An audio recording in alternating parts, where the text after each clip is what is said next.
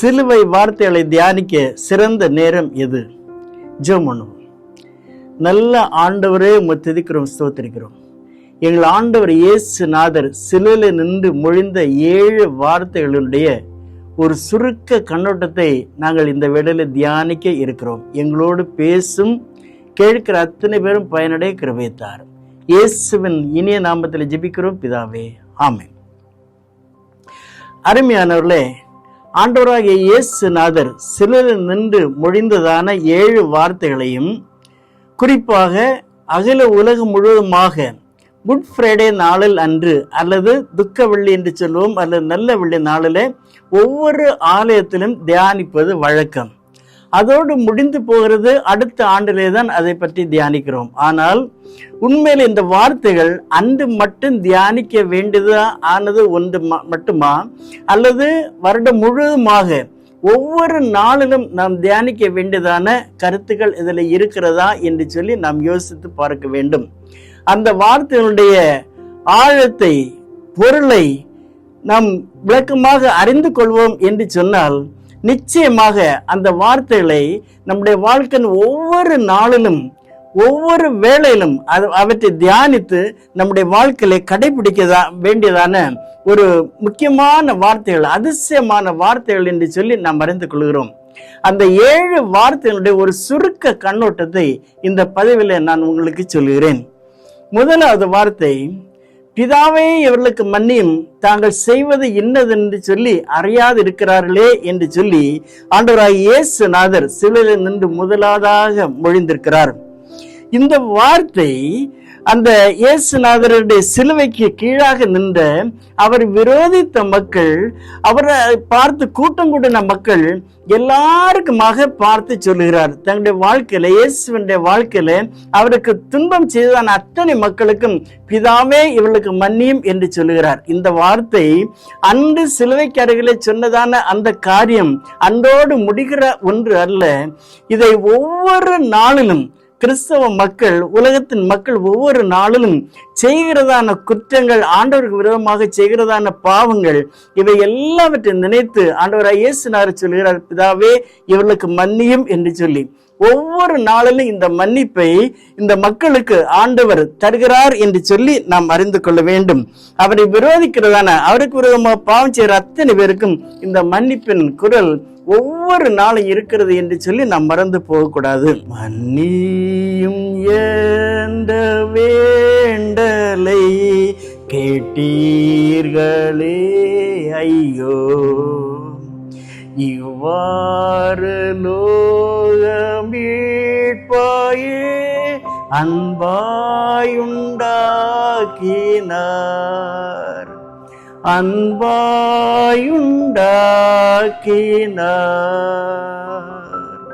2வது வார்த்தை, இன்றைக்கு நீ என்னுடனே கூட பரதீசில் இருப்பாய். இந்த வார்த்தையை இயேசுநாதரோடு சேர்ந்து சிலுவையில் தொங்கினதான ஒரு கள்வனுக்கு ஆண்டவர் சொல்லுகிறார்.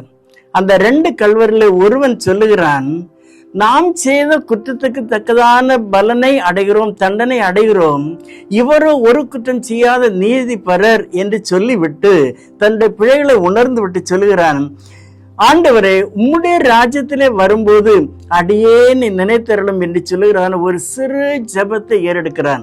அந்த வேளையில தான் அருமை ஆண்டவர் இயேசுநாதர் சொல்லுகிறார், இன்றைக்கு நீ என்னுடனே கூட பரதீசில் இருப்பாய். இந்த வார்த்தை அன்று அந்த கள்வனுக்கு சொன்னதான வார்த்தை இன்று மனம் திரும்புகிற ஒவ்வொரு பாவிக்கும் தன்னுடைய பாவங்களை, குற்றங்களை உணர்ந்து, ஆண்டவரே நான் பாவி, நான் குற்றம் செய்தேன் என்று சொல்லி ஆண்டவருடைய சமூகத்தில் அறிக்கை செய்து உங்களுடைய ராஜ்யத்தில் என்னை நினைத்தரலாம் என்று சொல்லி ஒரு சிறு விண்ணப்பத்தை கேட்பீர்கள் என்று சொன்னால், ஒவ்வொரு நாளும் செய்கிற பிழைகளை உணர்ந்து ஆண்டவருடைய சமூகத்தில் கேட்கிறதான காரியம் இருக்கும் என்று சொன்னால் நீங்கள் ஆசீர்வதிக்கப்பட்டவர்களாக இருப்பீர்கள் என்று சொல்லி ஆண்டவர் சொல்லுகிறார். மா பாவியான கள்வனும் இயேசுவில் மூழ்கினான், மன்னிப்பும் மோட்சானந்தமும் அடைந்து பூரித்தான். இயேசுநாதர் சிலுவையில் நின்று மொழிந்த 3வது வார்த்தை, தன் தாயை பார்த்து சொல்லுகிறார், ஸ்திரீயே அதோ உன் மகன். அந்த சீஷனை பார்த்து, யோவானை பார்த்து சொல்லுகிறார், அதோ உன் தாய் என்று சொல்லி. இந்த வார்த்தை எவ்வளவு மிக முக்கியமானது என்று சொல்லி நாம் அறிந்து கொள்ள வேண்டும். சிலுவையில தன்னுடைய உயிர் போகிறதான வேளையில தன்னுடைய சரீரத்தின் கொடூர வேதனையின் மத்தியிலே அந்த அருமையான தாயரை பார்த்து, கண்கலங்கின்ற தாயரை பார்த்து அவர்களுக்கு ஒரு பராமரிப்பு கொடுக்கத்தக்கதாக சொல்கிறார், ஸ்திரீயே அதோ உன் மகன் என்று சொல்லி. அதே போல சீஷன், இயேசுநாதருடைய மிக அருமையான சீஷன், 3 ஆண்டு ஊழியத்திலே கூட இருந்த சீஷன் கண் கலங்கி கொண்டு நின்றதான வேளையில அவனுக்கும் ஒரு பராமரிப்பை கொடுக்க வேண்டும் என்று சொல்லி கருதி, அதோ உன் தாய் என்று சொல்கிறார். இந்த வார்த்தையை நான் பார்க்கும்போது உலக வாழ்க்கையில பெற்றாருக்கு செய்ய வேண்டியதான கனத்தை ஒவ்வொருவரும் செய்கிறீர்களா என்று சொல்லி ஒரு கேள்வி கேட்டு பாருங்கள். அதோடு மாத்திரமல்ல, நமக்கு அருமையானவர்கள், நம்மை சார்ந்தவர்கள், சமுதாயத்திலே நலிவு இழந்தவர்கள், சமுதாயத்திலே கண்கலங்கி நிற்கிற மக்களுக்கு என்ன உதவி செய்கிறோம், பராமரிக்கிறோம் என்று சொல்லி ஒவ்வொரு நாளும் செய்ய நாம் கடமைப்பட்டவர்களாக இருக்கிறோம். இந்த வார்த்தை அதைத்தான் நமக்கு வலியுறுத்துகிறது என்று சொல்லி நாம் அறிந்து கொள்ள வேண்டும். ஒரு போதும் கைவிடார், ஒரு நாளும் விலகிடார், ஒரு போதும் கைவிடார், ஒரு நாளும் விலகிடார். ஒரு தாய் தேற்றுவது போல் என் நேசர் தேற்றுவார். ஒரு தாய் தேற்றுவது போல் என் நேசர் தேற்றுவார். 4ஆவதாக, இயேசுநாதர் சிலுவையிலே நின்று கொண்டு முடிந்ததான வார்த்தை, என் தேவனே என் தேவனே ஏன் என்னை கைவிட்டீர் என்று சொல்லி. இந்த வேளையில் இந்த வார்த்தையை பார்க்கும்போது உலகத்தின் இரட்சகரான இயேசுநாதர், அநேருக்கு வாழ்வை கொடுத்ததான இயேசுநாதர் இந்த வேளையில சொல்லுகிறார், பிதாவே ஏன் என்னை கைவிட்டீர் என்று சொல்லி கேட்கிறார். பாவியான ஒரு மனிதனுக்கும் பரமனுக்கும் உறவு இருக்க முடியாது. இந்த வேளையில இயேசுநாதர் உலகத்தின் பாவத்தை எல்லாம் தன் தோள் மீது சுமந்தவராக ஒரு பாவியாக சிலுவையிலே தொங்கிக் கொண்டு நிற்கிறார். ஆனபடினாலே அவருக்கும் பிதாவுக்கும் உள்ள உறவு துண்டிக்கப்படுகிறது. ஆனபடினாலே தான் இயேசுநாதர் சொல்லுகிறார், என் தேவனே என் தேவனே ஏன் என்னை கைவிட்டீர் என்று சொல்லி கைவிடப்பட்டதான ஒரு நிலை உணர்ந்து இந்த வேளையில சொல்வதை நாம் கண்டுகொள்கிறோம். ஆனால் இந்த கைவிடப்படுதல் நீடித்து இருக்கவில்லை, ஒரு இமை பொழுது மட்டும்தான் என்று சொல்லி நாம் பார்க்கிறோம். ஆனபடினாலே உலக வாழ்க்கையிலே அநேக வேளைகளிலே இந்த மக்கள் நாம் பார்க்கும்போது அநேக கஷ்டங்கள் வரும்போது, துன்பங்கள் வரும்போது, வியாதிகள் வரும்போது, ஆண்டவர் என்னை கைவிட்டாரா என்று சொல்லி அழுகிறதான, கூக்குரல் இடுகிறதான மக்களை அநேக இடங்களில் நாம் கண்டுகொள்கிறோம். ஆனால் இயேசுநாதர் ஆண்டவர் சொல்லுகிறதான் இந்த வார்த்தையை நாம் பார்க்கும்போது, இமை பொழுது உன்னை கைவிட்டேன், ஆனாலும் நித்திய கிருபையுடன் உன்னை சேர்த்துக் கொள்வேன் என்று சொல்லுகிற வார்த்தை ஒவ்வொரு நாளும் நாம் தியானிக்க கடமைப்பட்டவர்களாக இருக்கிறோம். அப்படி தியானிக்கும் போது உங்களுடைய வாழ்க்கையில எந்த கஷ்டங்கள் கவலைகள் வந்தாலும் கைவிடாத நேசர் உங்களோடு இருக்கிறார் என்று சொல்கிறான ஒரு நீங்காத நம்பிக்கை உங்களுக்கு வரும். தேவனே என் தேவனே ஏன் என்னை கைவிட்டீர் என்றுரைக்கும் வாசகம் கேளிருண்ட ரகசியம். 5ஆவதாக, இயேசுநாதர் சிலுவையில நின்று கொண்டு மொழிந்ததான வார்த்தை தாகமா இருக்கிறேன் என்று சொல்லி. இந்த வேளையில இயேசுநாதருடைய சிலுவையில நிற்கிறதான வேளையில பார்க்கும்போது அவருடைய சரீரம் முழுதும் அடிகள் பட்டு உதைப்பட்டு இரத்தம் எல்லாம் சொரிந்து மிகுந்த வேதனையோடு இருக்கிற வேளையிலே உண்மையிலே சரீர தாகத்தோடு இருக்கிறார் என்று சொல்லி நாம் வருகிறோம். ஆனபடியால் தான் தாகமாய் இருக்கிறேன் என்று சொன்னார். இந்த வேளையில சரீர தாகத்தை மாத்திரம் அவர் குறிக்கவில்லை. அநேக வேளையிலே சொல்லுகிறார், பிதாவின் சித்தத்தை நிறைவேற்ற நான் இந்த உலகத்திலே வந்திருக்கிறேன், அதை செய்ய வேண்டும் என்று சொல்லுகிறார்.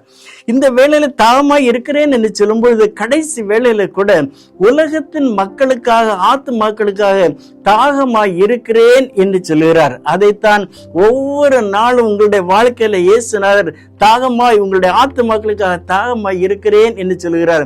அன்றைக்கு சிலுவையிலே மரித்ததான அந்த வேளையிலே சொன்னதான வார்த்தை ஒவ்வொரு நாளிலும் உங்களுடைய உள்ளங்களிலே தொனிக்கட்டும்.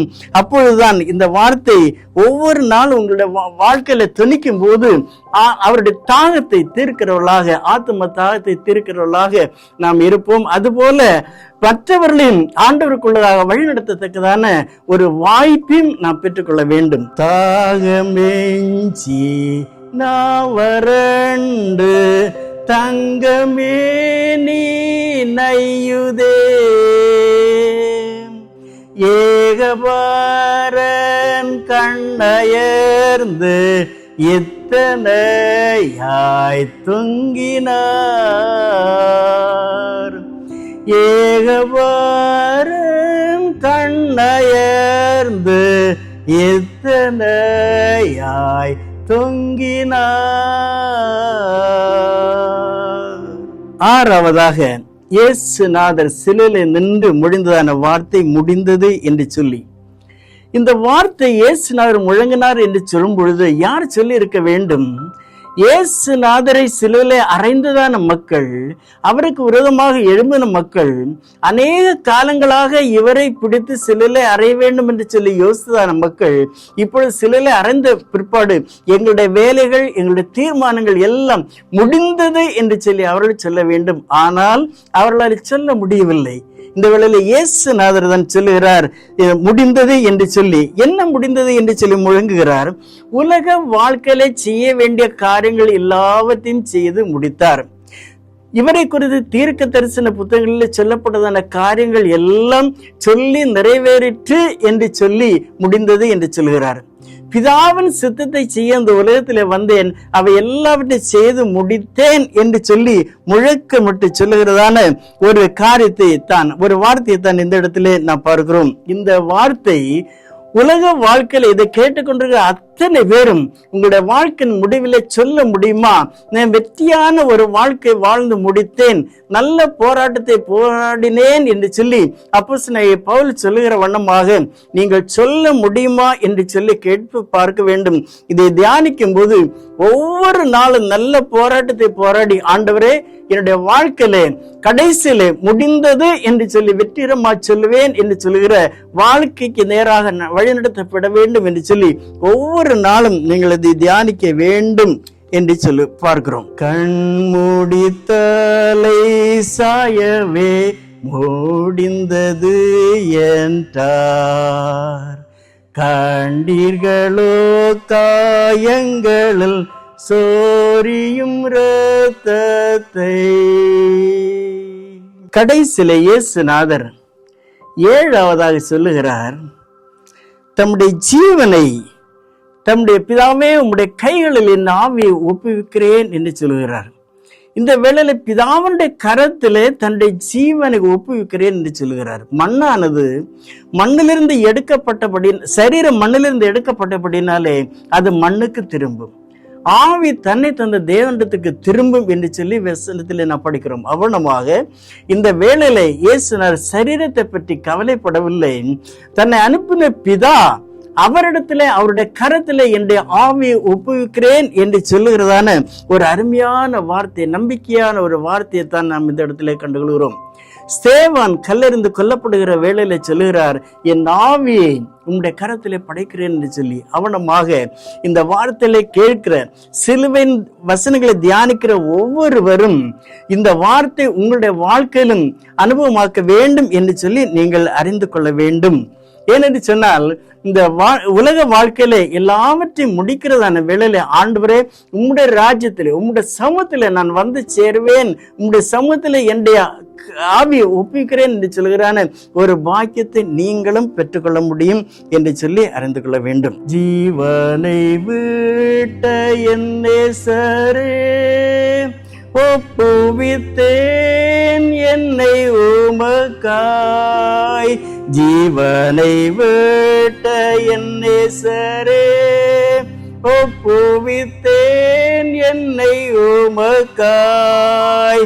கரத்திலேந்தியே போர்க்கிரீடம் சூட்டியே விண்ணேலும் சேர்ப்பீரே பாவி என்னை, பாவி என்னை. கரத்திலேந்தியே போர்க்கிரீடம் சூட்டியே விண்ணேலும் சேர்ப்பீரே பாவி என்னை, பாவி என்னை.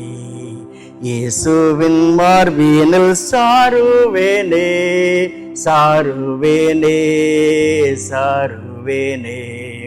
துன்பம் துக்கம் கண்ணீர் மறப்பேனே, மறப்பேனே, மறப்பேனே. அருமையானவர்களே, இந்த சிலுவின் 7 வார்த்தைகளும் மிக அதிசயமான வார்த்தைகள். இந்த 7 வார்த்தைகளுடைய சுருக்க கண்ணோட்டத்தை நான் உங்களுக்கு சொன்னேன். இந்த 7 வார்த்தைகளும் அந்த கல்வாரியில இயேசுனார் மொழிந்த அந்த வார்த்தைகள் அன்றோடு முடிந்து போகிற ஒன்று அல்ல. உங்களுடைய வாழ்க்கையில ஒவ்வொரு நாளிலும் அதை தியானித்து அவற்றை தியானித்து உங்களுடைய வாழ்க்கையில அனுபவமாக்கிக் கொள்வீர்கள் என்று சொன்னால் நித்திய ராஜ்யத்தை சுதந்திரித்துக் கொள்ள நீங்கள் பாக்கியவான்களாக இருப்பீர்கள். இந்த 7 வார்த்தைகளையும்